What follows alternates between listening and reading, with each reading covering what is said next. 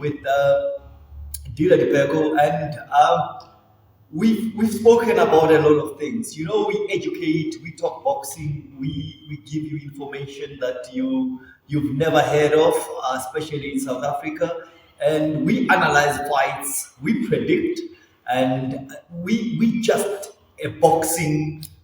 We just cover the boxing fraternity, and today I've invited a legend.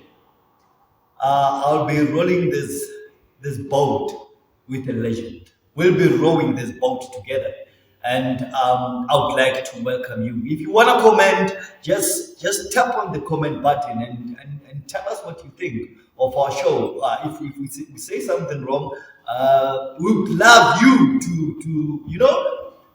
to say something right to us, and welcome. And our boxing in South Africa, we're going to start at home. Our boxing in South Africa, a lot of things have happened. Dev Kara, Mr. Kriti, and Andre De Vres. So we are going to find out what actually happened there, because I'm not happy. Personally, I'm not happy with what happened, and we just need to find out what actually happened. There was a resignation letter sent to BSA. There was an MC or a ring announcer that was shoved out of the ring by the CEO. There was a matter that went to the Constitutional Court, and BSA lost that matter. There's a lot that's happening in South African boxing. It doesn't make me happy. And gentlemen, firstly, I would like to welcome you and greet you, Andre. It's a privilege having you here. Thank you. In the ring. It's lovely being here. I love it. Thank you. Thank you. Andre, today we're going to talk about, firstly with Dev Kara. I'm going to call him. Yes. And, I guess you want to know what happened actually in the case. Very much so. Yeah. Something that doesn't usually happen. I don't think it ever happened. This is the first time. Not in my experience, no. And certainly not after the man has announced the first 6 fights of the tournament and then gets thrown out. You could understand if he was thrown out before he'd even announced one fight, but he had announced 6 fights already, and then they threw him out. Sure. This I don't remember this happening, and let's find out what the reason was. I think we should call him and find out what the reason was for him to sure. This is bad. This is bad. We're trying to call Dev Kara and find out what happened here. To me, this is one of the best ring announcers South Africa has. And hello, Dev. I think he's on here. I'm great, thanks, Dev. I don't know if can you hear, Dev? Okay, Dev. On Sunday, is it Saturday, when you were thrown out of the ring, you were asked to get out of the ring while you were emceeing a tournament. I think it's Insane Boxing Promotion. Correct. Yeah, that's correct. Actually, on Friday night, it was live on FAB2, I believe, but this all transpired before the live event went on terrestrial television, IFB, Fire People Street. Sure. Okay. What was okay, Dev? You know what? I'm puzzled. I'm actually shocked. I don't know. Can you tell us what exactly happened?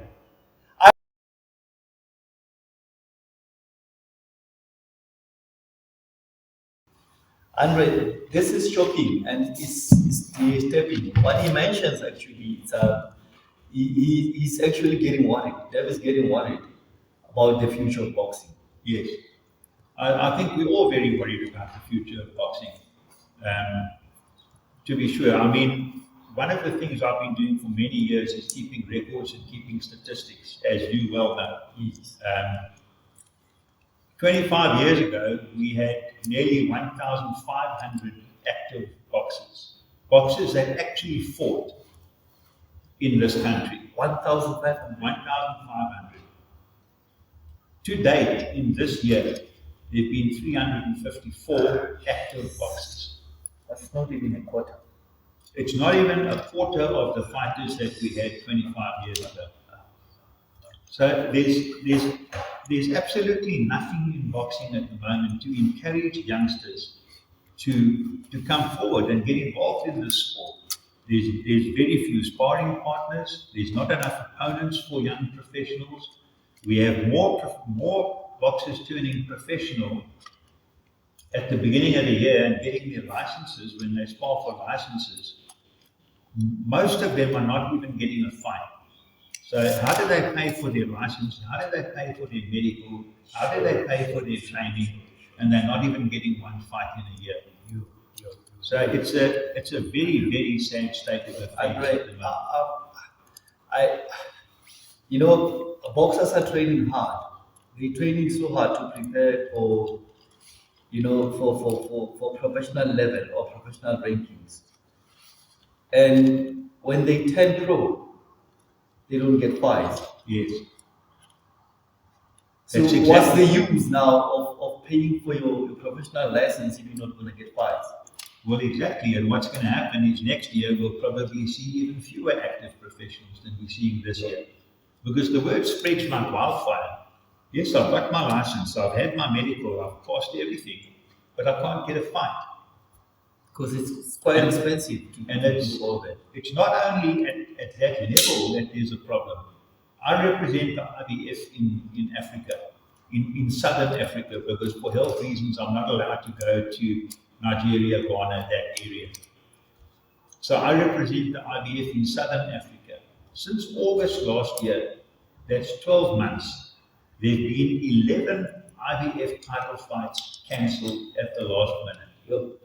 So it's not only happening at the prelim level, it's happening at the top level as well. Now, how do you expect these guys to train, to pay for their supplements, to pay for sparring partners, how to build up, lose their weight, get the weight correct and everything, only to have a fight cancelled at the last minute? And cancellation comprises of a lot of things. A boxer has trained for months for that fight. Supplements, as you mentioned, he buys supplements because he's going to fight a 12 rounder. Yes. And now the fight gets cancelled. What does he get?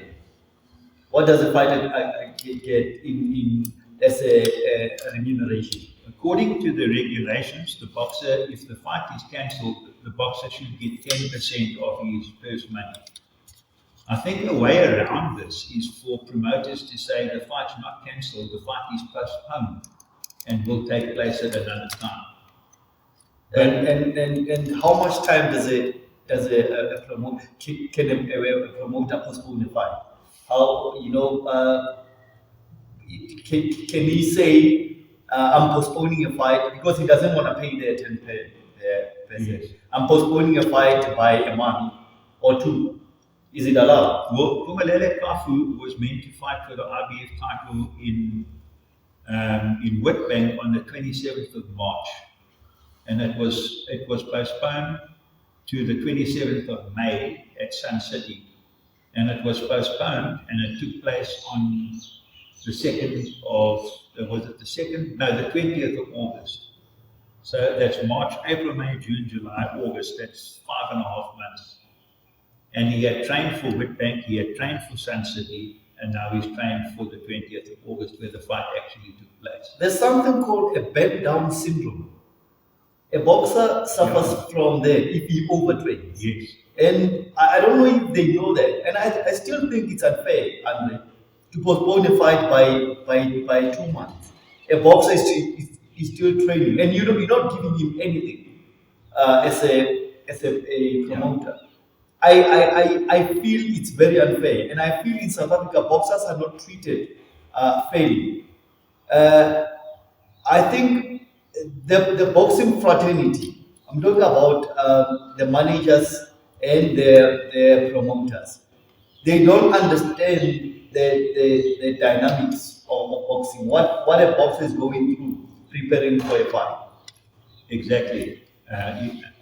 What you've done is you've hit the nail on the head. Who is looking after the boxers? Who is looking after the boxing? Yes. That I will support anything that is good for the boxers, and I will fight anything that is not in favor of the boxers. That they are the ones that are the sport. They don't make the sport. They don't create. They are the sport. They're the Without them, there's no sport. There's no sport. And people will say, yeah, but without promoters, there's no sport. People will still fight. Yes. Without managers, people will still fight. That's true. Even if it's in a parking lot and the winner walks away with $50, they'll still fight. I agree. The boxers are the heart and soul of the sport, and who is looking after them? In this case that I've mentioned to you now, with this fights postponed and postponed and postponed, who had the boxers' welfare at heart? Sure. And that's a huge problem. Sure. And Kafu, believe me, is a very, very talented boxer. He's a very good boxer, and I think he's got a huge future. Yes. But to take a prospect and to put him through that process just doesn't sit well with me at all. Sure. Andre, but here, who do we blame? Because even now, the regulation, or is it, let me say, the constitution allows that a promoter can postpone a fight and not give anything to a boxer, remuneration wise. And in this case, a tournament was postponed twice. Yes. Meaning 30 days. 30 days, meaning it's 60 days. A boxer is prepared for a tournament, and the tournament is going is still gonna be postponed twice.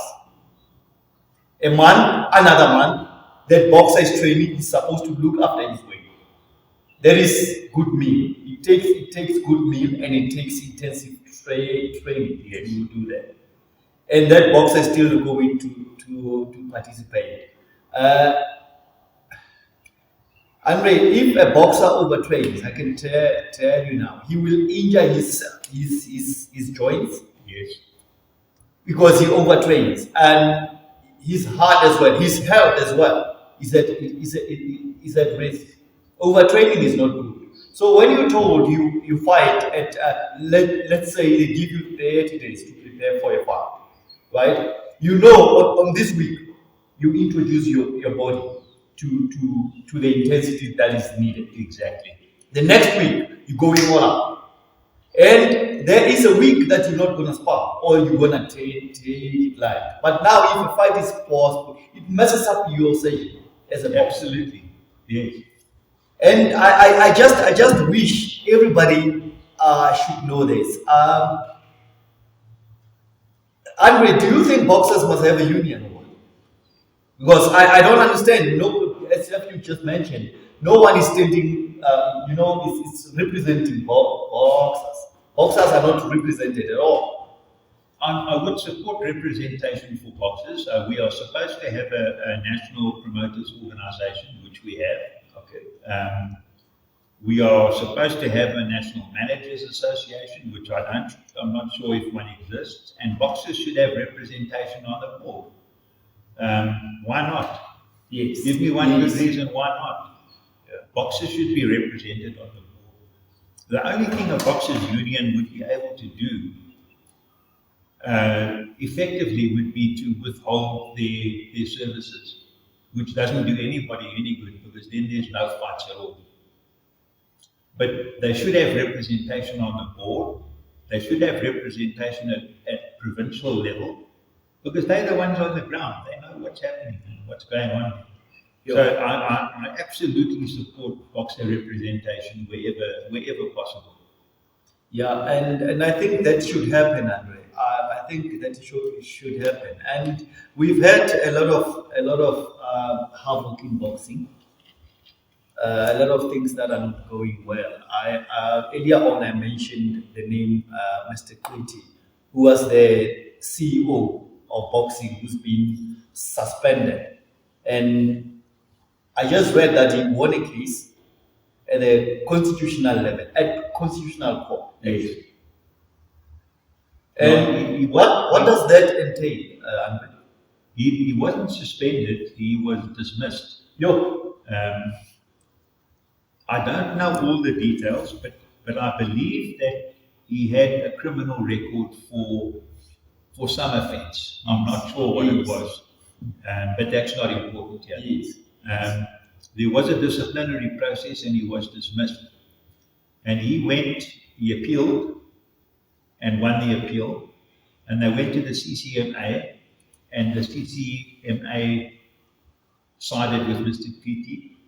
And then there was appeal against that decision, and he won that. And then they went to the Labour Court, and he won that. Yo, And then they went to the Labour Appeal Court, and he won that. Andre, so it means he's been he's winning all these cases in all these levels, and they still BSA still sends an appeal.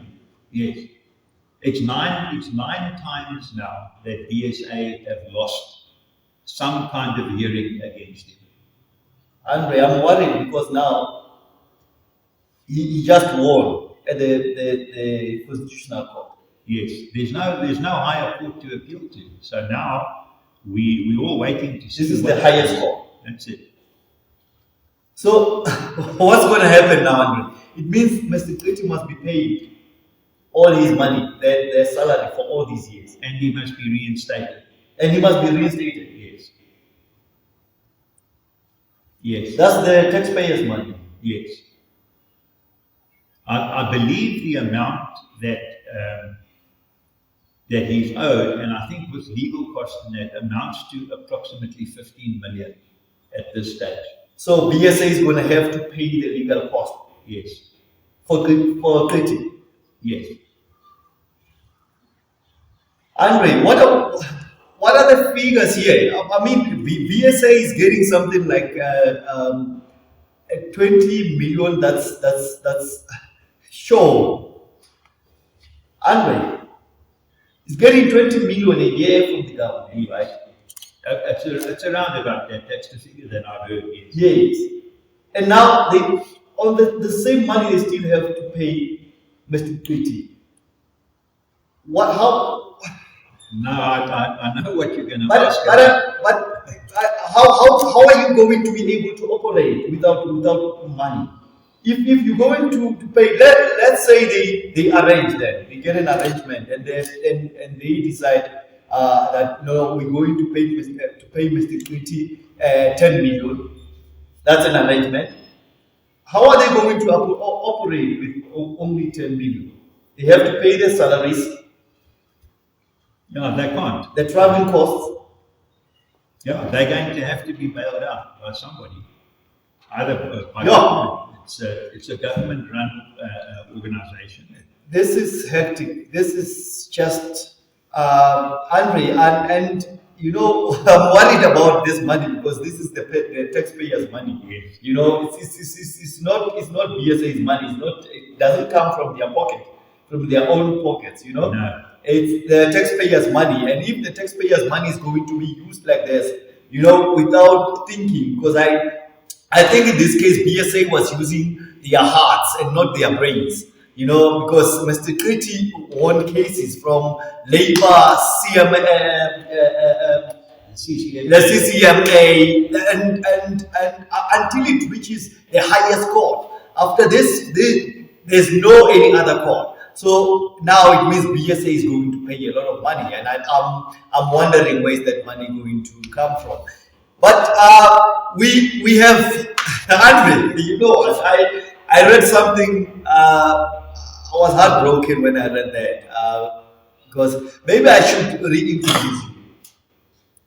Andre, what are you doing on the IBF? I represent the IBF in Southern Africa. Okay.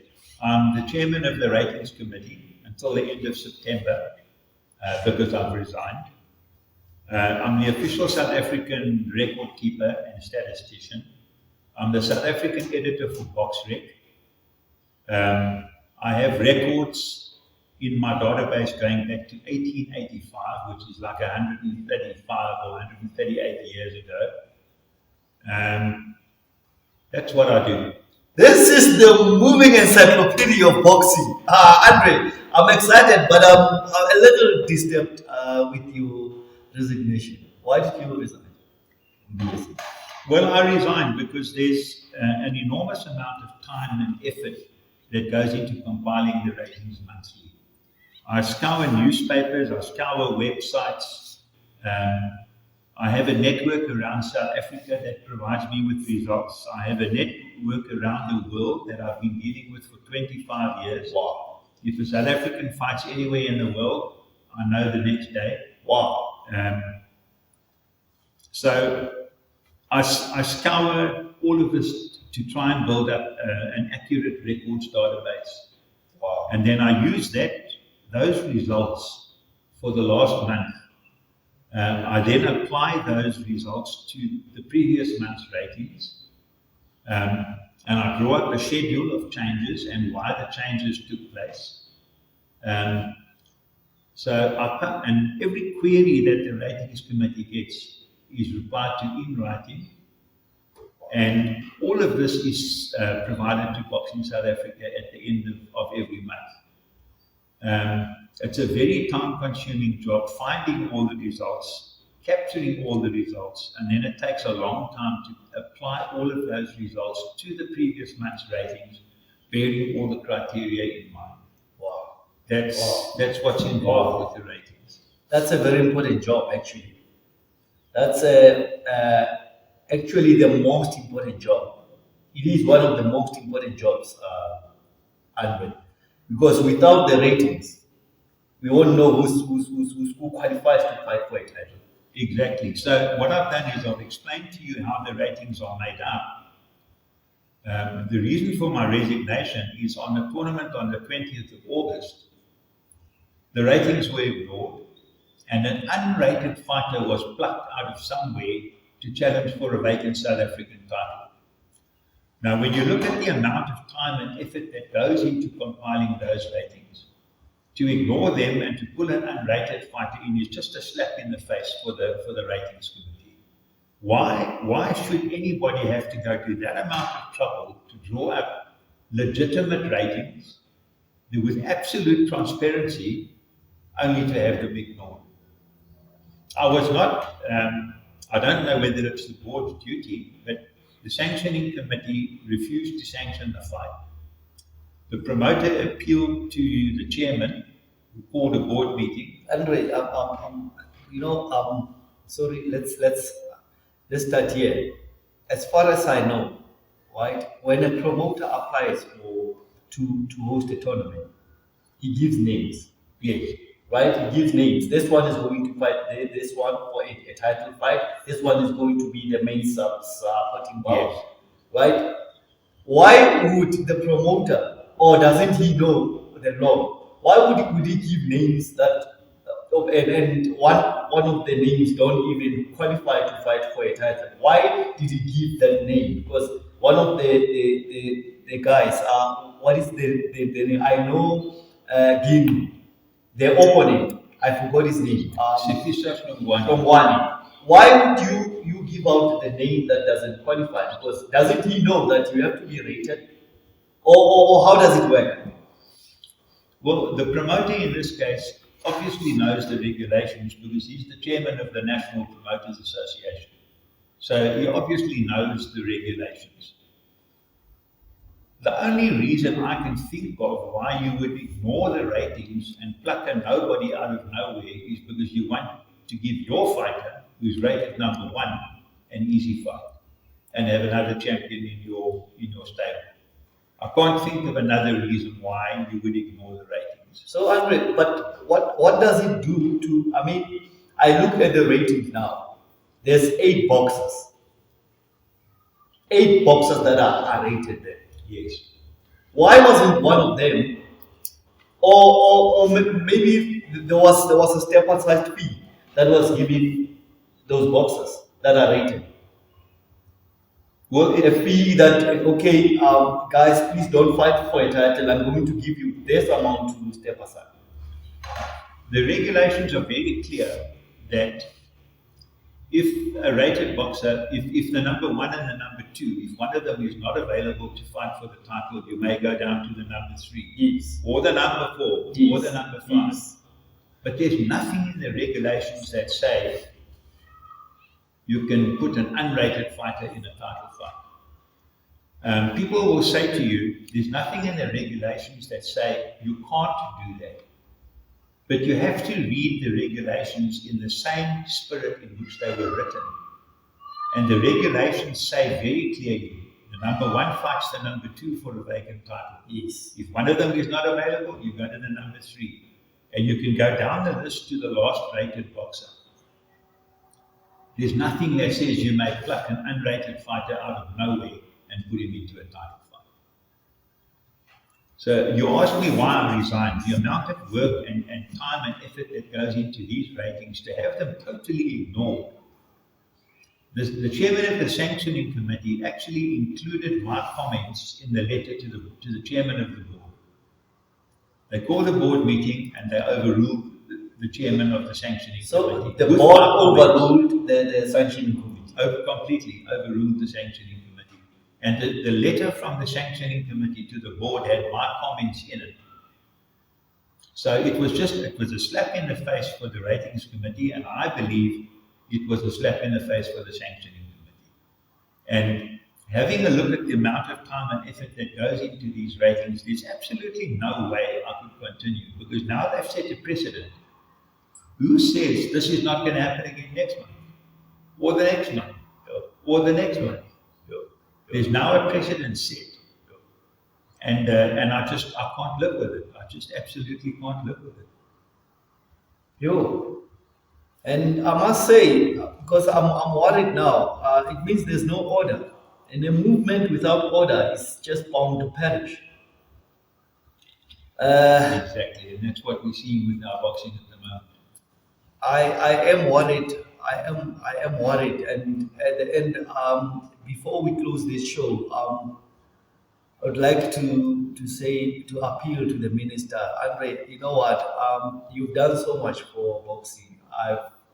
I've seen you work hard. I read your analysis on the ratings, how you rate boxers, why you rate this boxer under this one, and you know quite it's quite hard work. And you know, one should spend sleepless night reading every book, reading the box rec ratings, you know, all over, and tournaments that happen, who lost, who won, and you know that's a lot of work. It is, yes. And to be that work is disrespected, it's undermined, and I would do the same. As you said, they're setting a precedent. Yeah, it's just reached, and I love doing the ratings. It's been a passion of mine. I developed a system, I presented the system to the board in 2017. The board accepted it. I told them that there would be a trial period. There was a 3-year trial period where we fine-tuned details. A final list of criteria was drawn up in 2020. It was approved by the CEO, who took it to the board, and the board approved it, and that's what we've been using since 2020. So it's a process that's very close to my heart. It is absolutely transparent.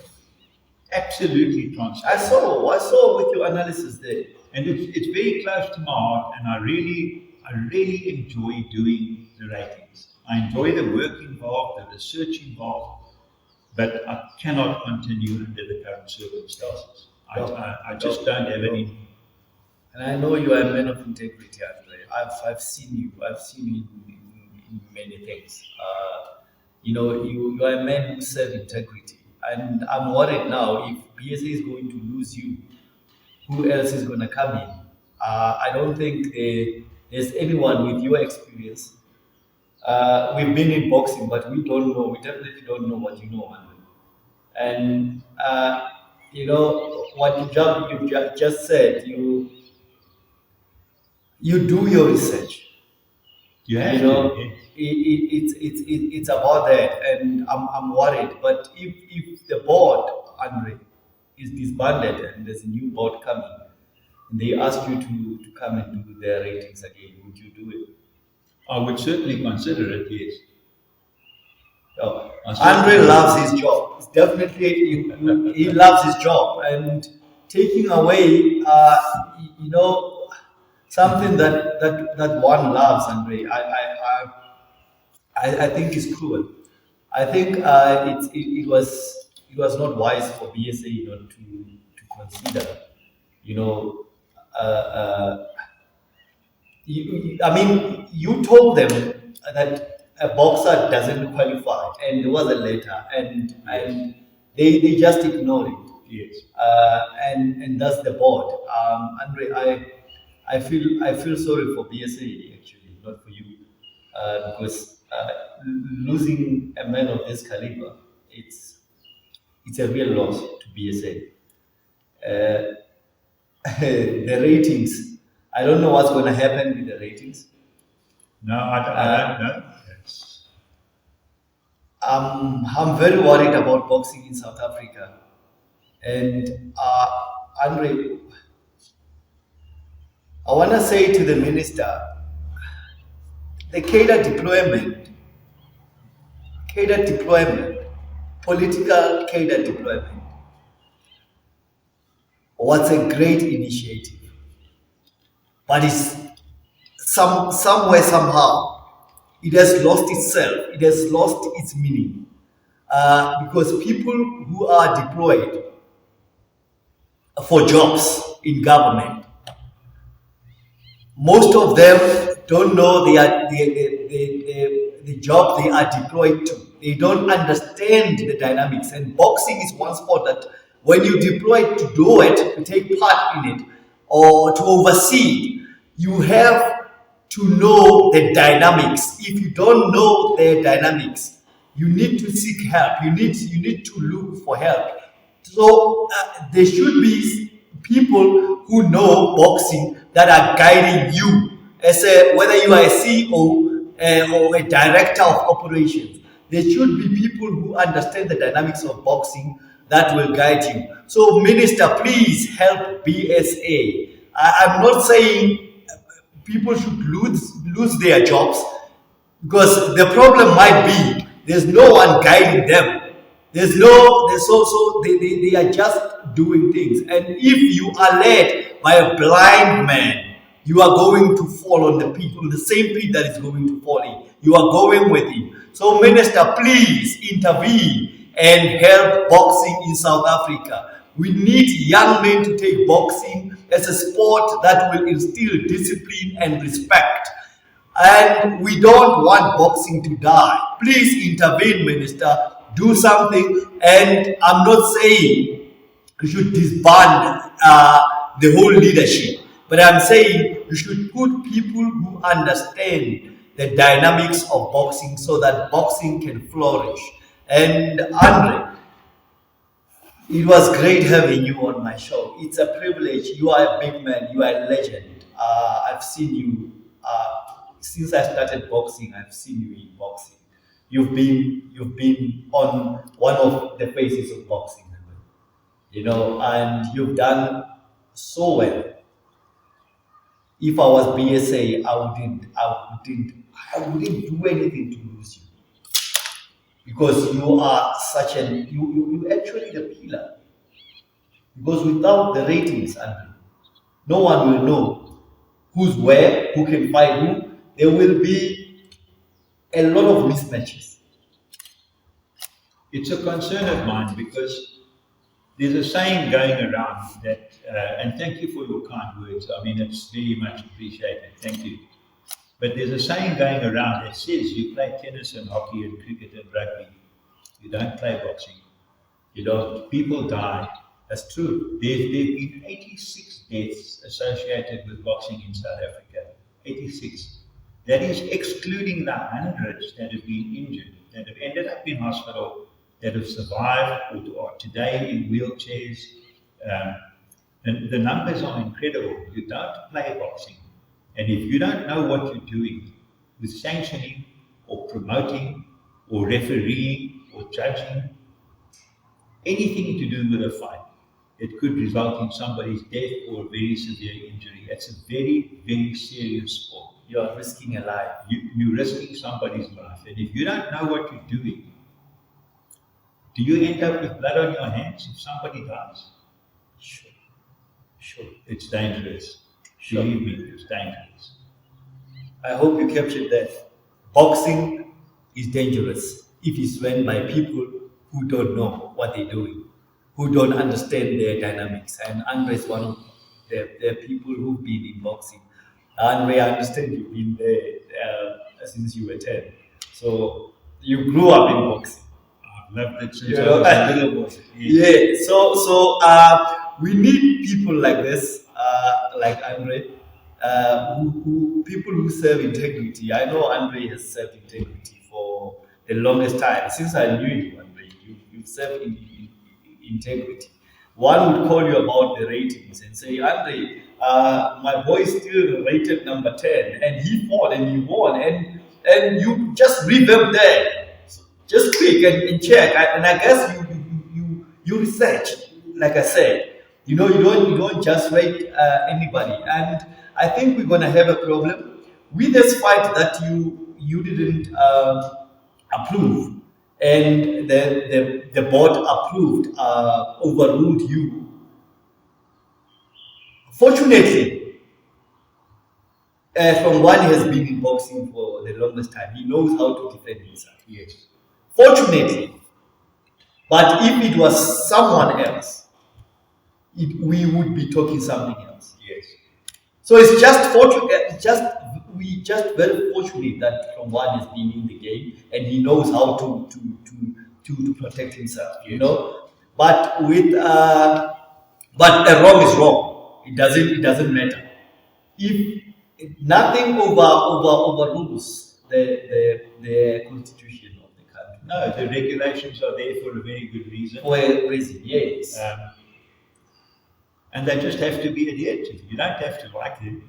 So Andre, but they were superseded by the board. I don't know, because as far as I know, nothing supersedes the boxing regulations. They are in the constitution. It's a constitution. Yes, it's an act of parliament. Yeah. And if you break that law, you become a criminal, isn't it? Well, that's the way it should be. Yes. So we don't understand. We don't understand. They say the law is like a spider web. It catches small flies. So if you are a big fly, you survive. And we came to the end of our show, and I was rowing this boat with Andre De Vres, the chairperson of the rating committee, and it's been a privilege. Andre, I would love to have you again here. This is your second home. Please do come and have a boxing chat with us. Even if you resign, we still need you. We still need. They say knowledge is found at the feet of the elders, and you are an elder, and you know you've been in the game. So we need to find that knowledge, Andre. We need to suck that knowledge and know more about the sport that we love. And I'd like to say to the world, till we meet again, ciao ciao. Have a great one. And thank you. It's been an absolute privilege being here. I thank you for having me. Thank you. And I look forward to coming back. It's a pleasure. Thank you.